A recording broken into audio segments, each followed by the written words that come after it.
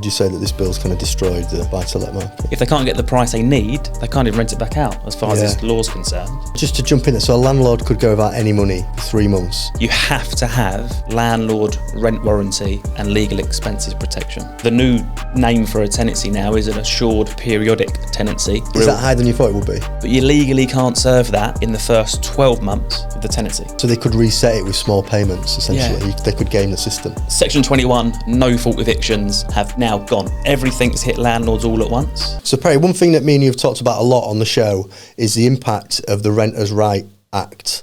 And one thing that lots of landlords have been worried about is the reality of a landscape without Section 21s. So how's that played out? What's the reality of a world without evictions for Section 21? Yeah, so we're 7 days in. The Renters' Rights Act came into force on the 1st of May. Side note on that, actually, if you're a landlord and you're watching this, you have to make sure that you issue the new information sheet, which has been supplied by the government, to your tenants by the 31st of May. So that's going to tell them that all the updates of the laws in a simple information sheet for tenants, but you have to do that by the 31st of May. And any existing fixed term assured short hold tenancies, because the new name for a tenancy now is an assured periodic tenancy, all assured short hold tenancies become assured periodic tenancies by default. So the information sheet is what the government's provided that all landlords have to issue to their tenants, giving them that information basically. What happens if you don't meet that deadline? You're probably going to get fined quite heavily. And what I think is going to happen as well, I think the government are going to try, maybe not the government, but local borough councils, they're going to look for some examples to make of landlords very early on in this thing, so that they can say, see, this was the right thing to do. There's so many landlords that aren't compliant. So just really make sure that you're up to speed on the compliance, because I think there's going to be a lot of landlords that are going to be slapped with £14,000 fines just for not doing the things that they should have been doing. If you've got a managing agent, make sure they're doing it as well. Check, message them, email them, call them, get in writing that, yes, Mr. Smith, we are issuing this stuff, and it'll be done by the 31st of May. Don't just assume they're going to do it. Definitely not, because the landlord's the one. The landlord has ultimate risk. Yes, if a letting agent drops the ball, and you get fined, you can go and recoup that fine against maybe a letting agent's professional indemnity insurance. But you're going to get fined in the first place. You can't say, oh, sorry, my letting agent didn't do it. Call them. They're going to fine you as a landlord. And that process is going to take time. That's the other thing I always think about a situation like that. Even if you are going to get your money back, it's such... Yeah. It's just like another thing you've got to go through. It takes ages, lots of back and forth. Just check and check again. Make sure they're doing it all properly. Get up to speed as well yourself. I don't think as a landlord, when your neck is on the line, you can delegate or outsource the knowledge to somebody else. Yes, your manager has to have good knowledge, but you also need to understand what the law is for you to be able to oversee someone else doing it. You're employing a managing agent to do it for you, but if they drop the ball, it's going to be your neck on the line, so don't take that risk. But back to your question, Section 21 no-fault evictions have now gone. You can't just wake up one day as a landlord and think, oh, I want my property back. I want to give my tenant notice. So no-fault eviction, which means you can only evict based on breach of tenancy, which is a Section 8 notice. Now, there's a few intricacies to this because there's no longer any fixed term tenancies either, right? So a tenant could move in tomorrow. They could decide after a month they don't like it there, and then they could serve you 2 months' notice to move out. So 3 months, you've got tenants coming in every 3 months potentially. This is what could happen. The flip side is, if you want the tenant out, you can serve them a Section 8 notice, but you have to give them 4 months' notice.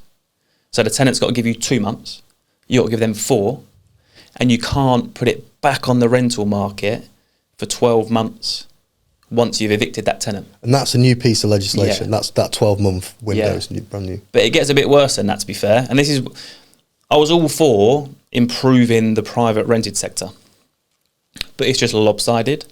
So to recap, a tenant can move in, give 2 months notice the day after they move in because they've met the neighbours, didn't like them, oh, I want to move out of here, 2 months notice. Tenant moves in, landlord thinks, oh, I kind of want them moving out. They serve them notice, you've got to give 4 months notice, but you legally can't serve that in the first 12 months of the tenancy.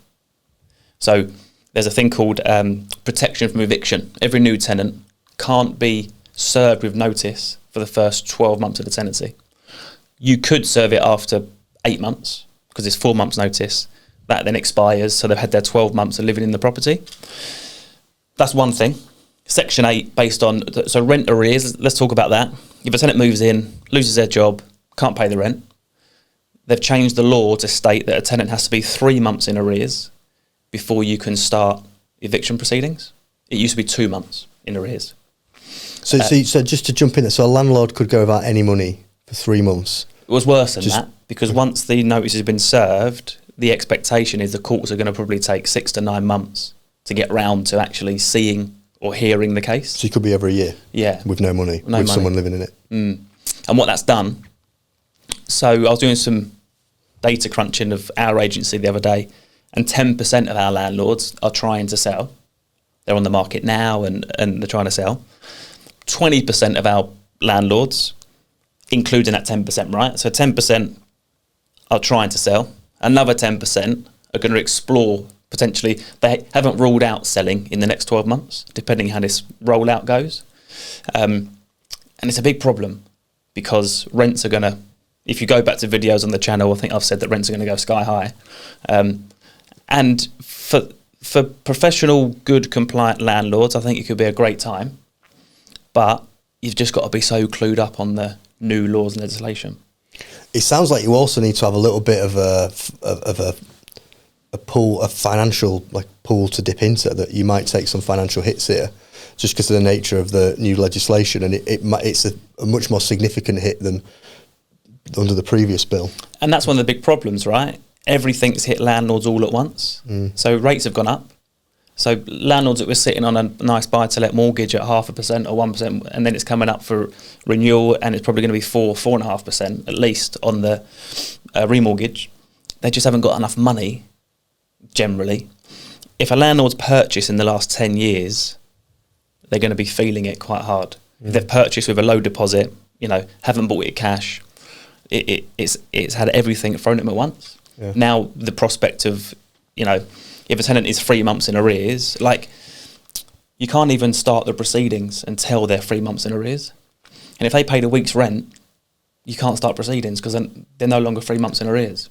So they could reset it with small payments, essentially. Yeah. They could game the system. Yeah.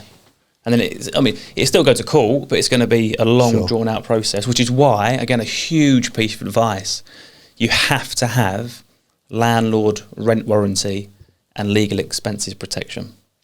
And yes, the premiums have gone up a lot. I think some premiums, our supplier, they've gone up about 20% overnight. So end of April, it was X amount, 20% rising cost from the 1st of May. But you just need it.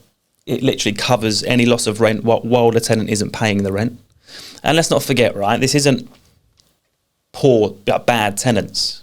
Whenever over the years, 90% of the tenants that aren't paying their rent is generally, they're such nice people, they've had a really bad time, maybe a separation, maybe lost their job, injury at work, can't work, it's really not nice. But at the same time, the landlord has bills going out of their bank, probably for that property. So landlord rent protection is hugely important. There's loads of supplies, you can Google it, you can speak to our team. We shop around a lot for our landlords because some have an excess, which isn't ideal. Some only cover 50 grand's worth of legal expenses. Ours covers £100,000. It keeps paying until the tenant is no longer in the property. And what's happening is, another big issue with the current situation, we've got this situation right now. Tenant is lovely, been there 3 years. Landlord's really struggling to make ends meet. Been a massive leak, got to spend probably 20 grand on the property. She's coming to the end of her 5-year fixed rate. She's had to serve notice on the tenant because she's going to have to sell it. She just can't afford to keep it.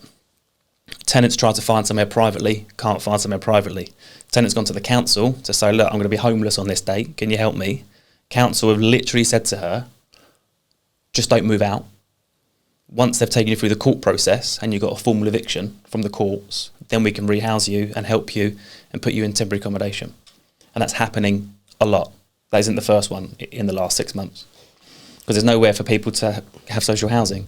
So if you go back on these videos as well, we spoke about it, Paul, as I've said, this to me is the government making private landlords become social landlords by default. Yeah. Really taking the private property owners' control away from them. Yeah. I agree there should have been some change. I don't agree that you can't have the decision that you want your property back, because, I mean, you can serve notice if you want to sell it, but it has to go on the market. But then you've got that 12-month window where it can't go back on. Yeah, and the problem at the moment with the property market at that end, generally the buy-to-let market of flats, is it's massively oversupplied, and anyone that's bought a property in probably the last 10 years probably hasn't made much money on it. We've got properties on now that we sold to them in 2019, 2020, and they're like 20, 30 grand less now than they paid for it. So landlords are going to try and sell. If they can't get the price they need, they can't even rent it back out as far as this law's concerned.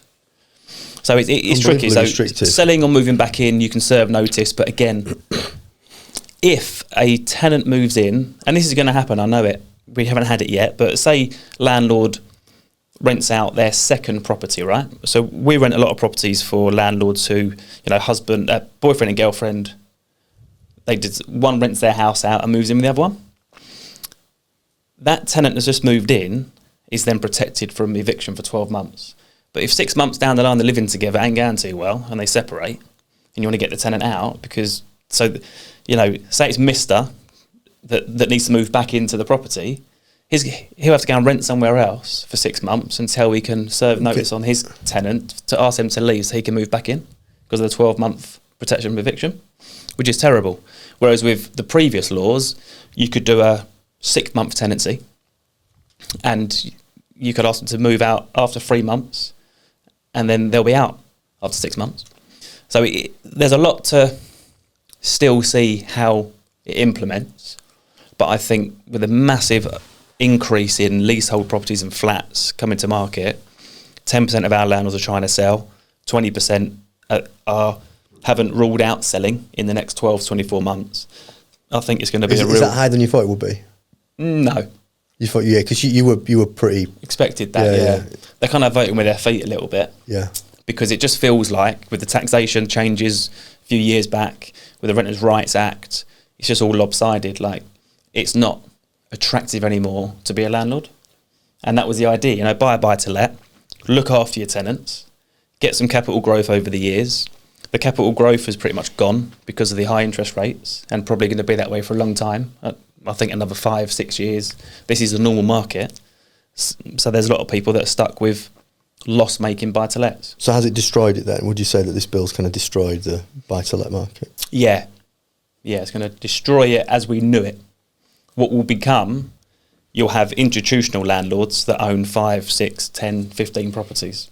Mrs. Miggins, who's looking to buy, buy-to-letters aren't even buying right now. This is a problem, right? So let's say 10% of the market goes, not the end of the world, because usually 10% come in.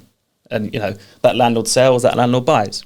Landlords just ain't buying at the minute because of all this interest rates, this Renters' Rights Act. Well, the lopsidedness of it. It's just not. I think and anyone with an eye on the market and a sort of an honest take would be there did need to be some more protections for people that were renting, and there were definitely elements of the bill that you were quite supportive of. But I think zoomed out, it's a really challenging deal for landlords. There's going to be plenty, I'm sure, of unintended consequences. And what I think will happen is, 2, 3, 4, 5 years' time, they'll be thinking, damn, that was a bad move. Yeah, we went a bit too hard, yeah. And then there'll be all kinds of landlord stamp duty incentives, maybe, if the country can even afford that, depending on what it's like in 5 years' time, to try and bring it back into the market. Because there's so many things that they've tried to bring in, like, for example, landlords can't ask for rent up front, but a tenant is allowed to offer it, and then they can take it. Like, you can't take offers over the asking price or have bidding wars anymore. And the bidding wars were driven by an imbalance of supply and demand. There's loads of supply, not enough demand. That's going to get worse. So now the asking price is from our perspective, we might have put something on the market at £1,500 a month guide price, and it might have let for 16. We're now putting on £1,750 and take an offer, and then just lower the price if it doesn't let. So there's so many things that need to be. There's so many things that we need to see how it settles down. But for the compliant, savvy landlord who's probably got 3 or 4 properties, it's not going to be financially viable anymore for single property landlords, I'm sure of it. They get taxed on the rental income, not just the profit after the mortgage, all this kind of stuff. It'll be mainly multi-property landlords.